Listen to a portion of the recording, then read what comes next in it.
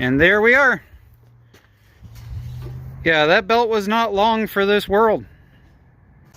Hi everyone, Redneck Computer Geek here, and today we're going to be working on installing a drive belt on this Wizard MTD Hydro thing.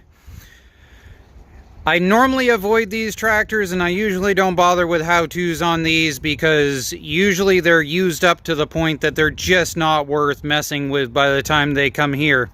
This one, on the other hand, belongs to a friend, belonged to her grandfather, was passed down to her father, and now it's been passed down to her for her place, and she would like to get a few years out of it before getting her own tractor. So we're going to help out. The first thing about these hydro units is that, in theory, it should be a 77-inch belt. The reason why I say in theory is that these machines were made as cheap as possible, and over the years what I have discovered is that they basically threw in whatever second idler they felt like, and then kind of made a belt to fit whatever it was. And they use a tensioner pulley in order to make up the slack. So some of these can be anywhere from a 74-ish belt all the way to a 79, depending on what idlers it had in it. So we picked up a 77. We're going to see if this one is correct and go from there. Now, the first thing you're going to need to do is get in here. And as you can see, I've pulled the battery and I've pulled the battery tray. The reason being is because the battery tray in these sits literally within about 1/4 of an inch from the top of this fan. Which is why if this side piece on the battery tray rusts out, as you can see this one is starting to. Once that rusts out and the battery collapses in, it'll drop the battery onto this, and then it'll burn through the bottom of the battery, blowing acid all over everything, and thus killing itself. Now, I'm going to try and get the camera in here so you can see it. This pulley right here that I have my finger on, I'm going to try to give a push. As you can see, it moves. This is your tensioner pulley that pulls everything tight once you get this out. The reason why we have the rig on the lift is because a lot of these require you to actually unbolt the engine pulley and pull it down about 2 inches to be able to get past the tabs that are on the bottom of where the engine mounts. So we're going to lift this up, we're going to take a look at it, and we're going to hope that we can get this one to actually come loose. Here we go. So if we stick this in underneath, you can see right there all of that gobbledygook. And that gobbledygook, if I wipe it down, right there is a tab. Now there's one tab right here, one tab over there, and one tab on the far side. And you can either take a pair of pliers and you can bend these up and out of the way and then forcibly bend them back. Or what we're going to do is we're going to hope that the 5/8 bolt that's in this comes loose so that that all drops down like it's supposed to. If it doesn't, we'll do the tab bending thing, which is kind of the ghetto way to do it. So this is the stock engine pulley bolt, and this will work perfectly fine to do exactly what I'm about to show you. I just have put on an extended bolt in order to be able to make it easier for you to see what I'm doing. So this is a large 3-jaw puller, and you want to pay attention while you do this and make sure that you don't bend the pulley and ruin it. Like I said, this is a try it, see what it does. If it moves, great. If it doesn't, bend some tabs. And looks like we're gonna get lucky on this one. Now the other thing I'll point out is I'm doing this by hand. I'm not doing it with an Oga because I want to be able to feel how it's moving so that, yet again, I don't destroy the pulley. And yep, that is clearly moving, and we just need to get it to come down a little bit further, and that will suffice. Right about there. So we don't have to take it off all the way, we just got to get it down far enough that we can pull that belt. So there we go. Now do keep in mind that once the belt tension is gone, there's a good chance this is going to collapse out of here and land onto this bolt. So I recommend leaving it there in order to catch it when it drops and don't get peened in the head. So it turned out it was a 9/16 for the bottom nut on this idler here. So we're going to pull this idler down live right now. Whoop, there's the wrench that apparently I forgot up top. So we're going to pull this down off of here, and this is going to want to spring towards me. So make sure your fingers aren't behind that bolt because it's going to come at you. There we go. So we'll check that, make sure that the bearings are still good in it. These are pretty darn indestructible. In order to blow one of these up, you really got to be trying. So at this point, as you can see, this is pretty well loose. And we can push against this. And now, remember how I said that we had to take out that battery tray in order to get to stuff? That's the point we're at now. So what we need to do is we need to get it down off of the engine pulley. And that's just a simple matter of pulling it forward and rotating the engine a little bit, which I can't really do on camera. But basically, if I pull it like this and rotate it down, it'll pop off. And then we can do the one underneath the transmission. I'm going to set this right here and see if I can do it on camera. And I'm sorry if I get stuff in your way as you're sitting on a really disgusting upper area of a mowing deck. So we're going to pull down and turn the motor over and pop that off. Like so. Now this is the point at which if this motor pulley will come off, that life gets much easier for you. And we can do this the way the manufacturer wants us to, by pulling this down and then undoing that. Now we can just pull everything right through the transmission tunnel. So for that, we're gonna grab the lift and lower everything down so that we can get to that. Which is why if you're gonna do this, you either need to do it laying on the ground or you need to do it with it up kind of sideways. And the problem with having this up kind of sideways, if you jack up the front like I do in a lot of my videos, is that it positions the deck back into where the idler and stuff is that you're trying to get. So you're way better off to do this with it flat down somewhere or lift it up onto something if you can.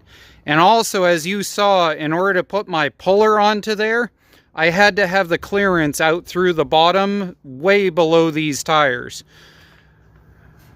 So maybe put these up on some milk crates or something if you're doing this at home. But that's enough jabber. Let's get this dropped down. Oh, apparently my cheering squad is here. How you doing, Fuzz?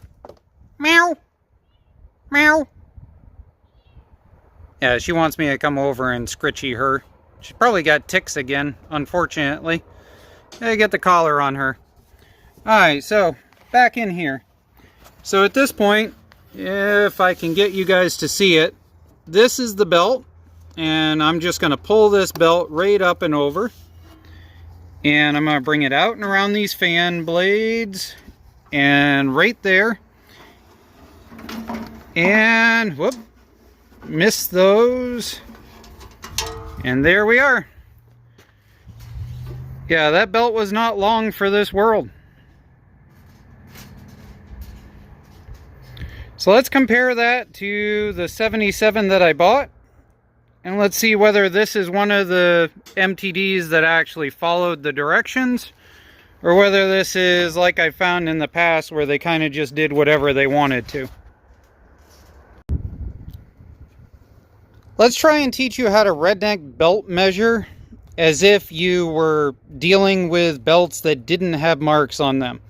Let's say that you just got a whole ton of belts from a buddy of yours and you're going through them trying to match up one. What you do is you set your four fingers across and hold it tight. See how I'm only rolling over the two centers and I'm just keeping it level here.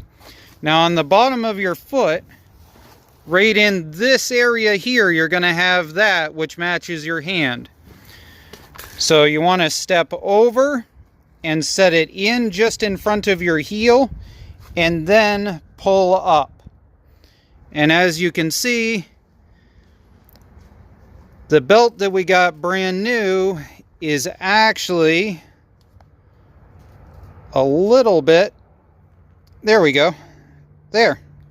So the brand new belt is plus or minus about a ½ an inch or so from the old one. So I'm going to bet it'll work perfectly fine.